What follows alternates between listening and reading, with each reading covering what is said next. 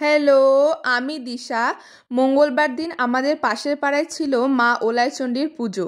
তাই সন্ধ্যাবেলা স্টুডেন্টদের পড়িয়ে নিয়ে রেডি হচ্ছিলাম পুজো দিতে যাব বলে।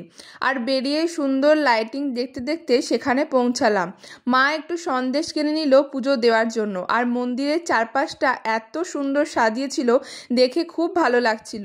আমাদের যেতে যেহেতু রাত হয়েছিল, তাই প্রচণ্ড ভিড় হয়ে গেছিল। অনেকক্ষণ লাইনে দাঁড়িয়ে মায়ের পুজো দিতে হয়েছে। আচ্ছা, এবার মন্দিরের সম্বন্ধে তোমাদের কিছু বলি। আমাদের গোপালপুর গ্রামের ওলাবিবি পুজো হলো ওলাইচণ্ডী দেবীর একটি স্থানীয় পূজা, যিনি কলেরা বা ওলা ওঠা রোগী দেবী হিসেবে পূজিত হন। দেবীর থানে সিঁদুর ঢেলে নিরাকার এক শিলার মূর্তির মাধ্যমে দেবীর পুজো হয়। একদম নদীর ধারে প্রকাণ্ড সব বট, অশ্বত্থ গাছ এছাড়াও নানান গাছের মাঝে দেবী অধিষ্ঠিত রয়েছে। শোনা যায় বহু প্রাচীনকাল থেকে এই পুজো চলে আসছে।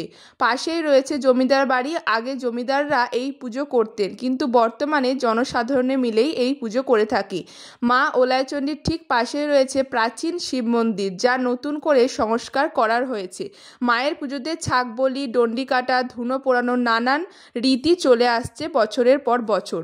যাই হোক, মা যেন সবাইকে ভালো রাখে, সুস্থ রাখে, এই কথা জানিয়ে ফিরলাম বাড়ি। আর বাড়ি ফিরে মাকে বললাম একটু লুচি ভাজো, অনেক দিন লুচি খাওয়া হয়নি। তাই মা আজ রাতের লুচি বানিয়েছিল আর সাদা আলুর তরকারি করেছিল। বাড়ি ফিরতে যেহেতু অনেকটা দেরি হয়ে গেছিল, তাই বাবা মাকে একটু হেল্প করে দিচ্ছিল। তারপর আর কি, গরম গরম আটার লুচি আর সাদা আলুর তরকারি দারুণ হয়েছিল।